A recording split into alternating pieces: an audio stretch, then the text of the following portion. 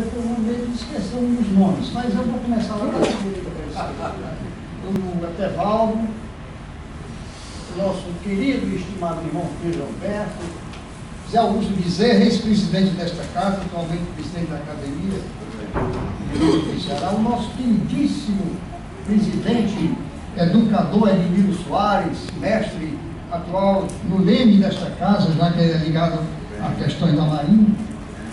Meu querido, estimado amigo de longas datas, de longas caminhadas, Lúcio Alcântara, nosso vice-presidente, tão querido de todos nós, e aqui do meu lado, bem ao meu lado, essa figura magistral de cearense, que já não é mais um vulto histórico político do Ceará, é um vulto nacional. É um homem que tem o seu comunicado a fatos importantíssimos da história nacional, Mauro Benevides.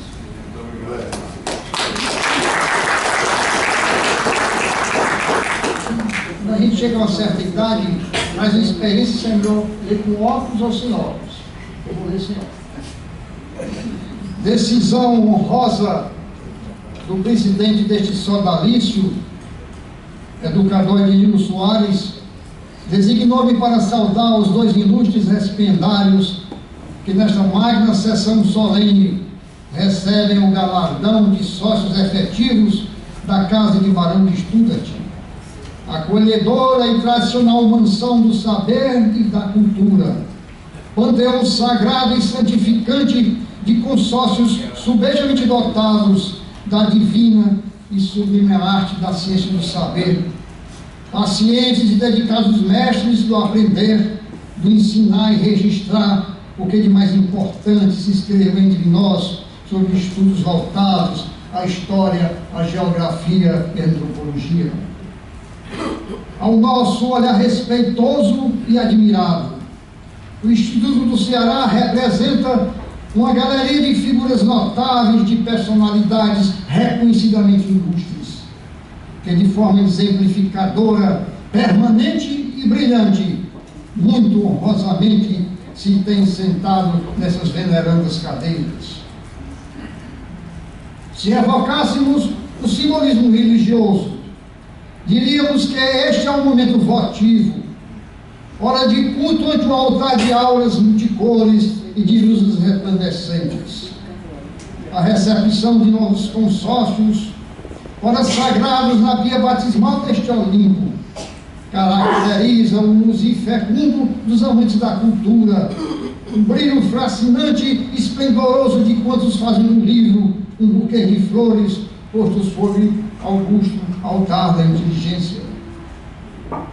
Mas cabe-me alertar aos novos congregados dessa confraria de homens de espírito, instigar mesmo os vossos inteligentes, as vossas inteligências, eu diria melhor, ou ilustres noviços, para que possais guardar no recanto mais sensível de vossos corações esta maravilhosa exortação ditada ao Moisés ante uma sarça ardente que não se consumia pelo fogo, simbolismo, ora aqui exposto em correlação ao Instituto do Ceará. Moisés, bate a poeira de tuas sandálias, pois no chão aqui que pisas é terra santa. Entre alegre, regozijado e temeroso, sinto-me acalentado pela relevância do momento, levado a repetir a sábia lição proferida por Renan, o magnífico mestre da Academia Francesa de Letras, aspas. É difícil provar que esse é modesto, mas desde que se diz selo, deixa-se de selo, aspas. Tentando sobrepor-me ao dilema formal entre a altivez exagerada do timorato e a modéstia filosófica da prudência, impossível mostrar-me alheio a uma ponte de sadio júbilo por tão lisonjeira e auspiciosa deferência. Marcelo Gugel Carlos da Silva e Reginaldo Lima Verde, os dois ilustres mestres que ora recebem a abunção, a admissão como sócios membros eleitos efetivos deste centro de cultura, somam-se ao seleto quadro de consórcios, os de origem, os de ontem e os de hoje, astros fulgurantes de uma constelação de eméritos intelectuais, aboiadores cantantes pelos carinhos infinitos do cronos, do tempo, perpetuadores e criadores do formidável reconhecimento nacional às letras cearenses. De 1887 aos dias de hoje, já foram arrancadas 126 vezes do calendário do tempo a folha de 4 de março, praticamente 127 vezes, desde a inspirada instalação desta casa. Na transitoriedade do tempo, 146 consórcios, contando convosco, receberam a unção honrosa de membros efetivos do Instituto do Ceará, numa simbiose perfeita de sabedoria, reconhecimento e convivência fraterna. Os comissionados a presidente da instituição, em número de 17, guiados sabiamente pela bússola da competência, nunca perderam o norte do nosso porto seguro. Esses ilustres senhores deixaram-nos sábias lições de exemplos e amor a esta casa, práticas que não só devemos enunciá-las e repeti-las, mas vivenciá-las de forma efetiva e amorosamente. Um organismo de vida secular como Instituto, maduro em experiência e no tempo, reclama a inoculação de energias frescas, de entusiasmos novos, de determinações decididas, capazes de aliviar as fadigas naturais da fatalidade do peso dos anos, um processo inteligente, necessário, prudente e inexorável de renovação. Através da publicação anual e ininterrupta de sua revista, órgão vital e propulsor da casa, nos últimos anos, sabiamente codificada e organizada pelo ilustre consórcio Pedro Alberto, a quem prestamos o nosso respeitoso carinho e reconhecimento. Tem testemunhado a presença constante em nossos quadros de mulheres e homens sóbrios, cultores e inovadores das letras nacionais. O que de melhor e mais importante foi estudado, pesquisado e escrito acerca da história, da geografia e da antropologia no Ceará, trazem a chancela dos mestres do Instituto. Reconheço que deverei ser breve e bem utilizar este precioso tempo de apresentação para uma retrospectiva absolutamente sucinta do panorama cultural cearense ao correr da cintura de 1800. Isto para clarear os caminhos do alvorecer do Instituto do Ceará. Sabemos que os dados oferecidos são todos do pleno conhecimento dos consórcios, razão por que acredito mais úteis aos demais presentes que nos prestigiam nesta noite. Pelos anos de 1880, Fortaleza começava a ter expressão como cidade. Na realidade, eram poucas as suas ruas, com iluminação rudimentar de azeite de peixe, de educandário público somente no Liceu do Ceará, que é de 1845. Desde 1863, funcionava na capital da província o Ateneu Cearense, fundado por Costa Mendes, de orientação pedagógica então avançada. É de 1864 a instalação do Seminário da Prainha, com porte de academia, e de 1865 o Colégio Imaculado. Em 1870, jovens intelectualizados instalaram a Academia Francesa do Ceará. Em 1875, Fortaleza conta no seu cenário cultural com um gabinete cearense de letras, senhora de uma biblioteca aberta ao público e razoável acervo de 2.000 livros. Esse gabinete que faz instalar na província o Instituto Histórico e Geográfico Cearense, fundado em 6 de novembro de 1877. Barão de Studart informa que essa agremiação não foi adiante, morrendo logo ao nascer. 10 anos depois, surge uma nova tebaida, retiro de intelectuais. Isto em 4 de março de 1887, o Instituto do Ceará. por iniciativa de 12 estudiosos da história e da geografia, com atuação ativa e permanente no cenário de nossa intelectualidade. Num pleito de reconhecimento aos fundadores, citemos Paulino Nogueira, o mais erudito e horário do grupo, professor e diretor do Liceu do Ceará, deputado-geral e vice-presidente da província do Ceará e nosso primeiro presidente. Ressalve-se também Barão Stuart, então o mais jovem do clã, com 32 anos, por decênios, o grande mantenedor da casa, até ser chamado em 1938 a outra morada de Deus. O objetivo da sociedade era tornar conhecida a história e a geografia da província e concorrer para o desenvolvimento das letras e da ciência. Essas informações nos foram legadas pelo historiador Raimundo Girão, nosso consórcio, no momento idêntico a este, na noite de recepção festiva, em 25 de agosto de 1955.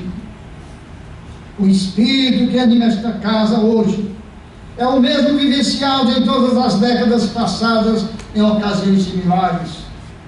Nesta reunião solene de recepção de novos membros, como recomendo a ritualista acadêmica, deve o apresentador percorrer de forma sumária o currículo vitae dos recém-filiados, dados suficientes e indicadores da justeza de suas escolhas pelo corpo de votantes. Assim, estimados consórcios, novos consórcios, na ausência, diria melhor, na ausência desse estilo clássico tradicional, legado desde o ano de 1500 do Colégio de França, compete-me a muito respeitosa, agradável e honrosa comissão de, além de saudar-vos, também enaltecer os vossos méritos, falar de vossas origens, trabalhos e triunfos na vida cultural e profissional, em virtude dos quais fostes reeleitos. Mas é importante também prudente lembrar e vos levar à reflexão sobre o valor literário do Instituto e do mérito de saber dos membros efetivos deste tempo. Não deverei esquecer de lembrar as qualidades e resultados práticos aguardados de vós, ilustres recipiendários, e ressaltar que foram os vossos requisitos intelectuais e morais, a análise das vossas produções literárias, as vossas qualificações meritórias, os fatos aconselhadores, norteadores dos vossos regimentais, a concessão do plástico, a consequente aprovação dos vossos nomes. Minhas senhoras e meus senhores, nunca me arvorei de juiz de consciências alheias. Nem o grande mestre Jesus assim se postou quando inquirido acerca dessa sagrada missão. Aprendi com Voltaire, o criador da primeira filosofia da história, que unicamente os filósofos deveriam escrever sobre história. Preceito defendido também por Benedito Croce, crítico e político italiano, senhor de grande influência sobre o pensamento liberal. Esse mestre vaticinou, aspas, que a história deve ser escrita por filósofos, mas cada vida é uma história, e todos os consórcios reservam ao Instituto um pouco de sua história, uma parcela de suas vidas, verdadeiros registros aos julgamentos pretéritos. Sem auto me afirmar historiador ou filósofo, entendo os recipiendários merecedores deste batismo sacrossanto, pois assim também concluiu a meticulosa comissão de verificação, a lucidez da diretoria e o aprovo dos consórcios votantes. Nesta noite, os nossos olhos estão voltados para os novos obreiros da casa. Reginaldo Lima Verde, escritor, cientista, engenheiro e geólogo pela Escola Federal de Ouro Preto, de Minas Gerais, pós-graduado pela Escola Superior de Geologia de Nancy e pela Universidade de Sorbonne, na França. E Marcelo Rugel, médico e professor universitário, economista, com pós-doutorado em Economia da Saúde pela Universidade de Barcelona, na Espanha. Emérito, professor, talentoso, versátil e inspirado escritor. Muito mais poderia enumerar sobre os mesmos, o rol de obras editadas, palestras, diplomas, artigos publicados na imprensa, mas cabe-me evitar a prolixicidade e observar a expressa e regimental recomendação do tempo destinado aos oradores dessa solenidade. Isto em respeito à seleta assistência. Parece-me cauteloso dizer aos recepcionados que julgar importante façam as suas anotações em seus discursos. O louvor, meus senhores e minhas senhoras, na realidade faz-se com poucas palavras. Já dizia Machado de Assis, o autor de Quincas Borba. Nada mais natural a nossa alegria por contarmos com novos parceiros em tão laboriosa jornada. Precisamos, Marcelo e Reginaldo, do vosso labor. Esta é a nossa esperança, traduzida em perene devotamento à casa que tão afetuosamente nos acolhe. Sejam bem-vindos e felizes entre nós. Estamos jubilosos com as vossas presenças e muito nos honram as vossas companhias. Elas representam soma e renovação ao processo natural e contínuo do Miracelimando na Casa do Barão. Concluo, presidente Edmilson Soares, lembrando um dos mais belos textos da literatura universal, o cântico sublime de Davi, exaltando a paz, o progresso e a união fraternal.